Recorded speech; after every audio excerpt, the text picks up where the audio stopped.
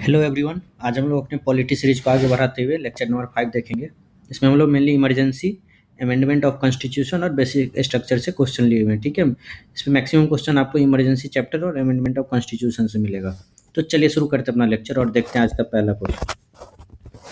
Which of the following statement regarding the constitution amendment is not correct. इसमें से पूछ रहा है जो कॉन्स्टिट्यूशन अमेंडमेंट के बारे में कुछ स्टेटमेंट दिया हुआ है, इसमें से कौन सा सही नहीं है, नॉट करेक्ट। ठीक है, इसको ध्यान रखिएगा, नॉट करेक्ट। पहला स्टेटमेंट है the constitutional amendment bill can be introduce in either house of the parliament. ये क्या सही है? हाँ, ये बिल्कुल सही है। कॉन्स्टिट्यूशन अमेंडमेंट बिल क्या है? लोकसभा और राज्यसभा किसी में भी प्रेजेंट किया जा सकता है। ठीक है, इंट्रोड्यूस किया जा सकता है लोकसभा और राज्यसभा। सेकंड देखते हैं, the constitutional amendment bill can be introduce either bye minister और बाय प्राइवेट मेंबर। क्या ये सही है? ये भी सही है। चाहे मिनिस्टर इसको ला सकता है, इस बिल को इंट्रोड्यूस कर सकता है, और प्राइवेट मेंबर क्या हुआ? ऐसे एमपी जो मिनिस्टर नहीं है उसको हम लोग प्राइवेट मेंबर बोलते हैं। ठीक है, ये भी सही है। सी देखते हैं, the constitutional amendment bill required prior permission of the president. क्या ये सही है? नहीं, ये गलत है। प्रेसिडेंट का प्रायर परमिशन नहीं चाहिए कॉन्स्टिट्यूशनल अमेंडमेंट बिल को इंट्रोड्यूस करने के लिए। ठीक है, तो ये गलत हो गया। डी देखते हैं, the president must give his assent to the constitutional amendment bill. Yes, क्या ये सही है? ये बिल्कुल सही है। प्रेसिडेंट क्या कर सकता है? इसको विथहोल्ड नहीं कर सकता है, रिटर्न भी नहीं कर सकता है। किसको? कॉन्स्टिट्यूशनल अमेंडमेंट बिल को। इसको क्या असेंट देना ही पड़ेगा प्रेसिडेंट को। ठीक है, तो इसमें से पूछ रहा है नॉट करेक्ट। ये सही है, ये सही है, ये गलत है और ये सही है। तो इसका सही आंसर क्या हो जाएगा? सी। ये क्या है? पूछ रहा था नॉट करेक्ट, तो इसका सही आंसर हो जाएगा सी। नेक्स्ट क्वेश्चन देखते हैं हम लोग अपना। According to Article 368, the Constitution can be amended by। बोल रहा आर्टिकल 368 में क्या दिया गया है? अमेंडमेंट ऑफ कॉन्स्टिट्यूशन के बारे में दिया गया है। अमेंडमेंट ऑफ कॉन्स्टिट्यूशन के बारे में किस में दिया गया? आर्टिकल 368 में। पूछ रहा है इसमें से किस मेथड से 368 के अंडर दिया गया है कॉन्स्टिट्यूशन को अमेंड करने का तरीका।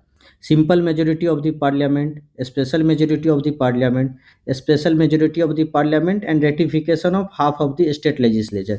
इसका सही आंसर क्या हो जाएगा? जो सिंपल मेजोरिटी ऑफ पार्लियामेंट, ये गलत है। ये अमेंडमेंट का तरीका है, लेकिन ये आर्टिकल 360 के बाहर है, outside the scope of article 368 के स्कोप से बाहर है। ठीक है, आर्टिकल 368 में सिर्फ इस दो तरीका के बारे में बात किया गया है, special majority of the parliament और special majority of parliament and ratification of half of the state legislature. मतलब 50% स्टेट लेजिस्लेचर से भी उसको पास कराना पड़ेगा, और किससे करना पड़ेगा? स्पेशल मेजोरिटी पार्लियामेंट का। ठीक है, इस दो तरीका से क्या कर सकते हैं हम? कॉन्स्टिट्यूशन को अमेंडमेंट कर सकते हैं। कहाँ? आर्टिकल 368 के अंदर जो दिया हुआ है। ठीक है, और सिंपल मेजोरिटी से कर सकते हैं, सिंपल मेजोरिटी से बिल्कुल कर सकते हैं, जैसे आर्टिकल 3 के अंदर किया जाता है। आर्टिकल 3 के अंदर फॉर्मेशन ऑफ न्यू स्टेट जो करते हैं हम लोग, न्यू स्टेट बनाना हुआ, वो सिंपल मेजोरिटी से ही हो जाता है कॉन्स्टिट्यूशन में चेंज, लेकिन वो 368 के अंदर नहीं माना जाएगा। ठीक है, इसका सही आंसर क्या हो जाएगा? 2 and 3, only 2 and 3। Next question देखते हैं। Which of the following provisions can be amended by a simple majority of two House of Parliament outside the scope of Article 368? अभी हम लोग देखे थे जो सिंपल मेजोरिटी से हम लोग अमेंड करते हैं कॉन्स्टिट्यूशन में अमेंडमेंट, वो क्या है? आर्टिकल 368 के स्कोप से बाहर है। इसमें से पूछ रहा है क्या क्या चीज़ हम लोग सिंपल मेजोरिटी से अमेंड कर सकते हैं। तो पहला है एबोल्यूशन और creation of legislative councils in state. ये सही है, इसके लिए सिंपल मेजोरिटी चाहिए। Election to parliament and state legislature, इसके लिए भी सिंपल मेजोरिटी चाहिए। डिलिमिटेशन ऑफ कॉन्स्टिट्यूएंसीज, इसके लिए भी सिंपल मेजोरिटी चाहिए। Fifth and sixth schedule of the constitution, अगर फिफ्थ और सिक्स शेड्यूल में कोई चेंज लाना है जिसके लिए अमेंडमेंट करना पड़ेगा, इसके लिए भी क्या चाहिए? सिंपल मेजोरिटी ही चाहिए। इसका सही आंसर क्या हो जाएगा? 1 2 3 4 डी। इसका सही आंसर हो जाएगा 1 2 3 4। नेक्स्ट क्वेश्चन देखते हैं। Which of the following provisions can be amended by special majority of the parliament. अब यहाँ पे क्या बोल रहा है? स्पेशल मेजोरिटी ऑफ पार्लियामेंट से इसमें से क्या क्या चेंज कर सकते हैं? स्पेशल मेजोरिटी क्या हो गया? स्पेशल मेजोरिटी यहाँ पे किसके बारे में बात किया जा रहा है? जो पार्लियामेंट में half of the total membership, जितना टोटल मेंबरशिप है पार्लियामेंट का, plus 2/3 of present and voting. ठीक है, स्पेशल मेजोरिटी का यहाँ पे मतलब क्या हो गया? Half of total membership of house. किसी हाउस का टोटल मेंबरशिप मान लीजिए कितना है? 540 है एग्जाम्पल के लिए, तो इसका हाफ कितना हो गया? 270 तो चाहिए ही चाहिए, और 2/3 ऑफ प्रेजेंट एंड वोटिंग। मान लीजिए उस दिन प्रेजेंट कितना रहा हमारे वोटिंग करने के लिए, मान लीजिए 300 लोग ही हैं, तो कितना हो गया 2/3, इसका कितना होगा 200 होगा। तो मैं यहाँ पे कितना चाहिए 270 चाहिए ही चाहिए होगा। जैसे 270 हो गया तो मैक्सिमम वाला चाहिए, तो 200 तो हो ही जाएगा। अगर एग्जाम्पल इसी तरह से आप देखिएगा तो जो मैक्सिमम आएगा उसको लेना, उतना लोग वोट करना ही चाहिए इस दोनों कंडीशन में जो मैक्सिमम होगा, ठीक है। तो इसका मतलब क्या, half of the total membership plus 2/3 of present and voting, ये दोनों कंडीशन होना चाहिए स्पेशल मेजोरिटी। इसमें से पूछ रहा है इस स्पेशल मेजोरिटी से क्या क्या अमेंड किया जा सकता है। डीपीएसपी, ये बिल्कुल सही है। फंडामेंटल राइट्स, फंडामेंटल राइट के लिए भी क्या चाहिए, स्पेशल मेजोरिटी चाहिए। Supreme court and high court, ये सही है क्या, नहीं ये गलत है। इसके लिए क्या चाहिए, सुप्रीम कोर्ट और हाई कोर्ट के लिए स्पेशल मेजोरिटी तो चाहिए ही चाहिए, प्लस क्या 50% ऑफ स्टेट लेजिस्लेचर का भी रेटिफिकेशन चाहिए। मतलब क्या 50% स्टेट जो है वहाँ से भी उसके स्टेट लेजिस्लेचर से पास कराना पड़ेगा, ठीक है। Election of the president and it's manner, ये भी गलत है। इस दोनों के लिए ये कंडीशन है, ठीक है। Special majority plus ratification of 50% of state legislature, ठीक है। तो सिर्फ स्पेशल मेजोरिटी किस चीज़ को अमेंड करने के लिए चाहिए, डीपीएसपी और फंडामेंटल राइट्स यहाँ पे, ठीक है। इसका 1 और 2 हो जाएगा आंसर ए 4 का, ठीक है। नेक्स्ट क्वेश्चन देखते हैं। Which of the following provisions of the Constitution can be amended by a special majority of the Parliament and also with the consent of half of state legislature by simple majority? यही जो एक और case है जिसमें हम लोग को special majority भी चाहिए, special majority plus half of state legislature का रेटिफिकेशन चाहिए। तो इसके लिए क्या क्या इस मेथड से हम लोग किस पार्ट के कॉन्स्टिट्यूशन को अमेंड कर सकते हैं। तो any list of in the 7th schedule, ये बात सही है। 7th शेड्यूल में क्या 3 लिस्ट दिया गया, यूनियन लिस्ट, स्टेट लिस्ट और कंकरेंट लिस्ट। उसमें कोई चेंज लाना होगा तो क्या इस मेथड से होगा अमेंडमेंट, ठीक है। उसके बाद क्या कह रहा है, power of parliament to amend the constitution and its procedure, article 368 itself. मतलब आर्टिकल 368 में ही चेंज लाना पड़ेगा, करना है अगर अमेंडमेंट करना है तो अमेंडमेंट प्रोसीड्यूर को ही चेंज करना है। तो कौन सा मेथड अपनाना पड़ेगा, ये बात सही है। इसके लिए स्पेशल मेजोरिटी चाहिए और 50% स्टेट का कंसेंट चाहिए, ये बात भी सही है। Distribution of legislative power between union and state, इसके लिए भी ये कंडीशन सही है। इसके लिए भी स्पेशल मेजोरिटी चाहिए और 50% स्टेट कंसेंट चाहिए। आप एक तरह से यहाँ पे एक चीज़ देख रहे होंगे, जो भी जो फेडरल स्ट्रक्चर को अमेंड करना चाह रहा है फेडरल स्ट्रक्चर को, उसके लिए क्या चाहिए, स्टेट का भी यहाँ पे कंसेंट लेना है। इसलिए इसका भी हो जाएगा एडमिशन और इस्टेब्लिशमेंट ऑफ न्यू स्टेट, ये तो हम लोग पहले देख चुके हैं। इसके लिए क्या चाहिए, सिंपल मेजोरिटी चाहिए आर्टिकल 3 के अंदर, ठीक है। तो इसके लिए गलत हो जाएगा, इसके लिए सिंपल मेजोरिटी चाहिए। तो इसका आंसर हो जाएगा 1, 2 एंड 3, बी हो जाएगा, ठीक है। 5 का बी, 1, 2 एंड 3। नेक्स्ट क्वेश्चन देखते हैं। The 86th constitutional amendment inserted change articles in which of the following parts of the constitution. यहाँ पे पूछ रहा है 86 कॉन्स्टिट्यूशनल अमेंडमेंट एक्ट आया था, कब आया था 2002 में। तो बोल रहा है इसमें से किस किस पार्ट में चेंज लाया गया था कॉन्स्टिट्यूशन में।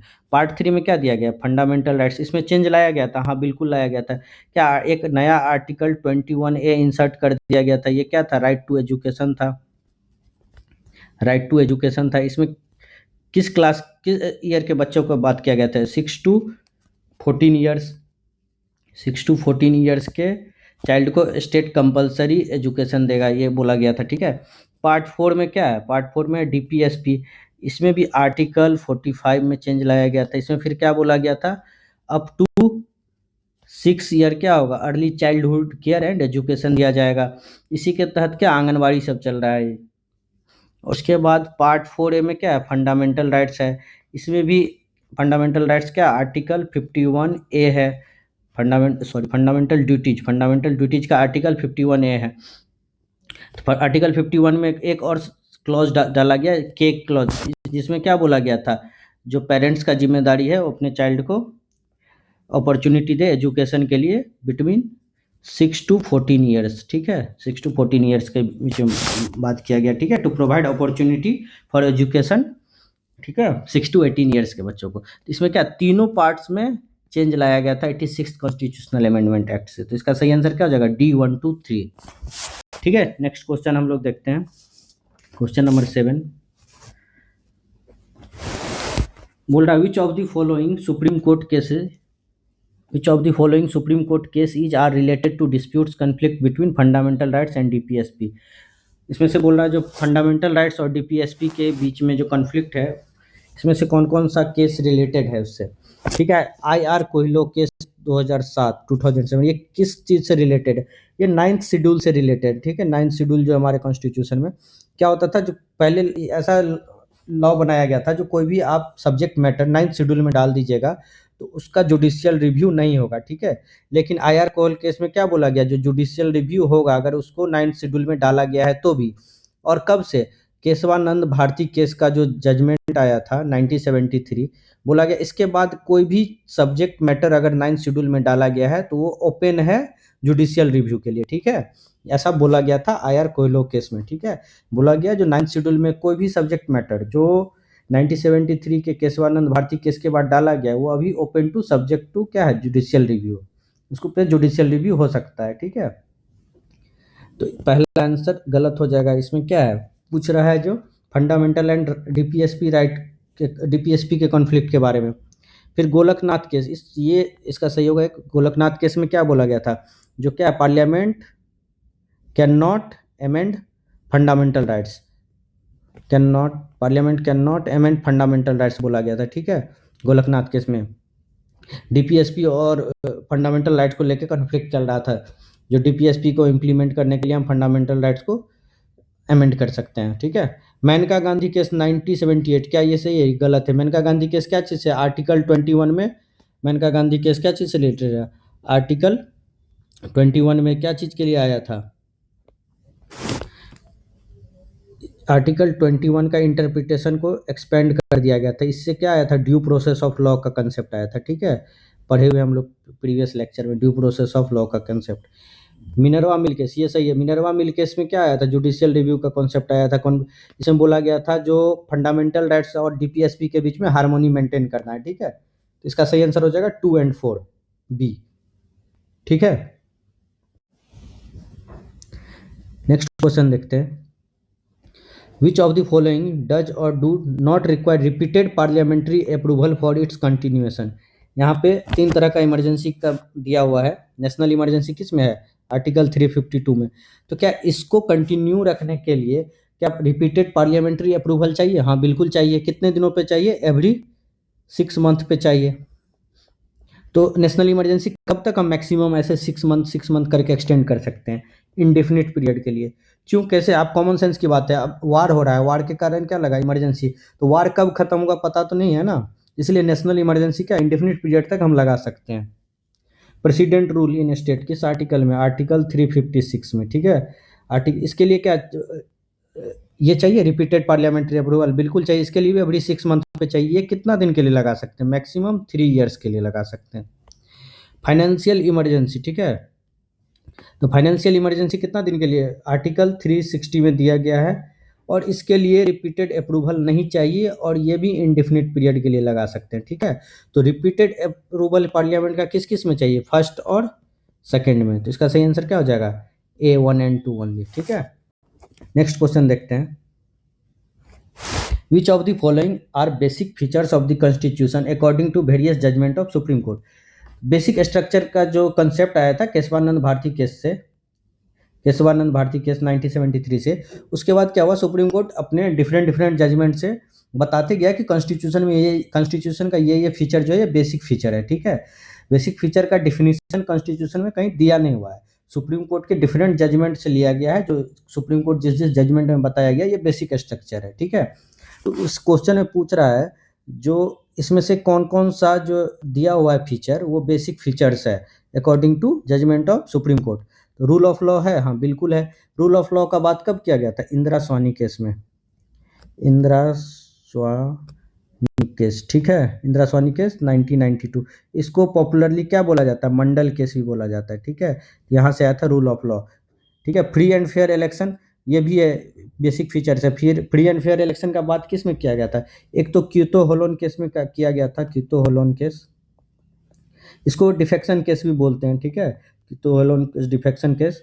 और एक है कुलदीप नायर केस, दोनों में कुलदीप नायर केस है, कुलदीप नायर केस 2006 का है, 2006 का। इसमें भी फ्री एंड फेयर इलेक्शन को क्या बोला गया था, बेसिक फीचर है। सेकुलरिज्म को भी बोला गया, कब बोला गया, मिनरवा मिल केस में बोला गया था, मिनरवा मिल केस 1980 में, ठीक है। सॉरी, SR बोमई केस में बोला गया था। SR बोमई केस जो आया था, SR बोमई केस 1994, इसमें बोला गया था secularism is a basic feature of constitution. Judicial review को कब बोला गया? जुडिशियल रिव्यू को मिनर्वा मिल केस में बोला गया, मिनर्वा मिल केस 1980 में, ठीक है। जो बेसिक फीचर है, तो इसका आंसर क्या हो जाएगा? 1 2 3 4, ठीक है। 1 2 3 4, 9 का डी। नेक्स्ट क्वेश्चन देखते हैं। Consider the following statement regarding the national emergency. National emergency के बारे में यहाँ कुछ स्टेटमेंट दिया गया, उसमें से पूछ रहा है कौन कौन सा करेक्ट है। The proclamation of emergency must be approved by both the house of parliament within 1 month from date of its issue. सही है। हाँ, 1 मंथ के अंदर क्या होगा? पार्लियामेंट से इसका अप्रूवल लेना पड़ेगा अगर इमरजेंसी लगाता है प्रेसिडेंट तो। The national emergency can be extended to an indefinite period with an approval of parliament for every 6 month. हम लोग पीछे देख चुके हैं, हाँ, हर 6 मंथ पे क्या लेना पड़ेगा? अप्रूवल लेना पड़ेगा, और ऐसे कर करके हम लोग इंडेफिनिट पीरियड तक लगा सकते हैं नेशनल इमरजेंसी। ये बात भी सही है। Every resolution approving the proclamation of emergency or its continuation must be passed by either house of parliament by simple majority। ये सही है? नहीं, ये गलत है। यहाँ सिंपल मेजोरिटी नहीं चाहिए, स्पेशल मेजोरिटी चाहिए नेशनल इमरजेंसी के केस में, ठीक है। स्पेशल मेजोरिटी से पास कराना पड़ेगा पार्लियामेंट से। The proclamation of national emergency can not be challenged in any court. ये सही है क्या? ये गलत था, ये भी गलत है। इसको चैलेंज किया जा सकता है। ये कब बोला गया था? मिनर्वा मिल केस में बोला गया था, मिनर्वा मिल केस 1980 में। जो क्या है, नेशनल इमरजेंसी लगाया जाएगा तो उसको कोर्ट में चैलेंज किया जा सकता है, ठीक है। तो इसका सही आंसर क्या हो जाएगा? पूछ रहा है करेक्ट पहला और दूसरा सही है, तो इसका सही आंसर हो जाएगा बी, ओनली 2। पूछ रहा है how many of the above statements are correct, तो ओनली 2, 1 और 2 स्टेटमेंट करेक्ट है, तो ओनली 2 हो जाएगा, ठीक है। नेक्स्ट क्वेश्चन देखते हैं। Consider the following statement regarding revocation of proclamation of national emergency लगा हुआ है, उसको हटाने के बारे में ये स्टेटमेंट दिया गया, तो उसमें से पूछ रहा है कौन सा करेक्ट है। President can revoke proclamation of national emergency any time without the approval of parliament. या क्या ये सही है? ये बिल्कुल सही है। पार्लियामेंट क्या, सॉरी, प्रेसिडेंट क्या कभी भी नेशनल इमरजेंसी को हटा सकता है अपने मन से, विदाउट अप्रूवल ऑफ पार्लियामेंट के अप्रूवल के बिना भी हटा सकता है, ठीक है, तो ये सही है। The president must revoke proclamation of national emergency if Lok Sabha passes a resolution disapproving its continuation. अगर लोकसभा एक रिजोल्यूशन पास कर देता है जिसको डिसकंटिन्यू करना है, तो प्रेसिडेंट को रिवोक करना ही पड़ेगा। तो इसमें 2 केस हो गया, एक तो प्रेसिडेंट अपने आप हटा सकता है, और दूसरा क्या, पार्लियामेंट जब रिजोल्यूशन पास करके बोले प्रेसिडेंट को जिसको डिसकंटिन्यू करना है नेशनल इमरजेंसी को, तो भी उसको बंद करना पड़ेगा, रिवोक करना पड़ेगा। तो दोनों सही है। एक और तरीका नेशनल इमरजेंसी हटने का क्या, अगर 6 मंथ के बाद पार्लियामेंट अप्रूवल ही नहीं दे तो भी डिसकंटिन्यू हो जाएगा। क्या है, इसको कंटिन्यू रखने के लिए हर 6 मंथ के बाद क्या करना पड़ता है? अप्रूवल लेना पड़ता है। अगर 6 मंथ लैप्स कर जाए और अप्रूव ही नहीं करे पार्लियामेंट, तो क्या होगा? ऑटोमेटिकली सीज हो जाएगा, नेशनल इमरजेंसी खत्म हो जाएगा। इसमें पूछ रहा है करेक्ट कौन सा है, विच ऑफ दी 1 और 2 बोथ करेक्ट, सी हो जाएगा, 1 and 2 both correct. Next question देखते हैं। Which of the following statement regarding effects of national emergency is are correct. National emergency के इफेक्ट से रिलेटेड ये स्टेटमेंट दिया हुआ है, इसमें से पूछ रहा है कौन सा करेक्ट है। The legislative power of state legislature is suspended. ये क्या सही है? नहीं, गलत है। लेजिस्लेटिव पावर सस्पेंड नहीं होता है, ओवर राइडिंग पावर मिल जाता है किसको? पार्लियामेंट को। पार्लियामेंट को ओवर राइडिंग पावर मिल जाता है। मतलब क्या हुआ, अगर स्टेट लॉ बना रहा है उस पर पार्लियामेंट भी लॉ बना देगा, तो पार्लियामेंट का लॉ प्रिवेल करेगा, ठीक है। पार्लियामेंट को भी लॉ बनाने का पावर मिल गया हुआ स्टेट लेजिस्लेचर, मतलब स्टेट लिस्ट में जो भी सब्जेक्ट दिया हुआ जिसपे स्टेट लॉ बनाता था। The constitution becomes unitary rather than federal. ये सही है, यूनिटरी बन जाता है कॉन्स्टिट्यूशन। क्यों? क्योंकि स्टेट लॉ पे, स्टेट लिस्ट में जो भी मैटर दिया उस पर क्या पार्लियामेंट भी लॉ बना सकता है, तो फेडरल स्ट्रक्चर को खत्म करके यूनिटरी बन जा रहा है। The laws made by parliament on the state subject during a national emergency become inoperative 6 month after the emergency cease to operate। बोल रहा है अगर पार्लियामेंट कोई लॉ बनाया है स्टेट सब्जेक्ट पे नेशनल इमरजेंसी के टाइम, तो वो 6 मंथ के बाद खत्म हो जाएगा, इमरजेंसी खत्म होने के 6 मंथ के बाद। सही है, हाँ, ये बिल्कुल सही है। अगर पार्लियामेंट कोई लॉ बना दिया, पार्लियामेंट कोई लॉ बना दिया स्टेट लिस्ट में जो सब्जेक्ट दिया हुआ है, तो क्या होगा, नेशनल इमरजेंसी खत्म होते ही 6 मंथ के बाद वो लॉ भी खत्म हो जाएगा, ठीक है। तो ये भी सही है, ये भी सही था, ये गलत था। ये देखते हैं, president can modify the constitutional distribution of revenue between centre and state and such modification continue for 6 month after the emergency cease to operate. क्या ये सही है? बोल रहा है प्रेसिडेंट क्या कर सकता है, सेंटर और स्टेट के बीच में जो रेवेन्यू डिस्ट्रीब्यूशन होता है, रेवेन्यू डिस्ट्रीब्यूशन उसको मॉडिफाई कर सकता है। बिल्कुल सही बात है, कर सकता है। और सच मॉडिफिकेशन कब तक रहेगा? 6 महीने तक रहेगा, जब इमरजेंसी खत्म हो जाएगा? नहीं, ये गलत है। तब तक रहेगा जब तक जिस फाइनेंशियल ईयर में इमरजेंसी को ख़त्म किया गया है उस फाइनेंशियल ईयर के लास्ट तक रहेगा। ठीक है, यहाँ 6 मंथ का कंसेप्ट नहीं है, इस बात को याद रखिएगा, यहाँ कन्फ्यूजन होता है लोगों को। तब तक रहेगा जब तक वो फाइनेंशियल ईयर खत्म नहीं हो जाए जिसमें इमरजेंसी को खत्म किया गया है। ठीक है, तो ये गलत हो जाएगा, 6 मंथ नहीं होगा। तो इसका सही आंसर क्या हो जाएगा? 2 and 3, B only 2 and 3। Next question देखते हैं। Consider the following statements according to article 358 when a proclamation of national emergency is made the 6 fundamental rights under article 19 are automatically suspended. सही है। वार और एक्सटर्नल एग्रेशन अगर इस basis पे लगाया गया है नेशनल इमरजेंसी तो आर्टिकल 19 जो क्या होगा, सस्पेंड हो जाएगा ऑटोमेटिकली आर्टिकल 358 के अकॉर्डिंग। ठीक है, अगला देखते हैं। According to article 359 all the fundamental rights are suspended during national emergency except article 20 and 21। क्या ये सही है? नहीं, ये गलत है। सिर्फ वही फंडामेंटल राइट्स सस्पेंड होगा जो प्रेसिडेंट के ऑर्डर में रहेगा। जो प्रेसिडेंट ऑर्डर देगा जिस जिस फंडामेंटल राइट को सस्पेंड करने को, वही वही फंडामेंटल राइट्स क्या होगा, सस्पेंड होगा अकॉर्डिंग टू आर्टिकल 359। ठीक है, इस बात को याद रखिएगा ये।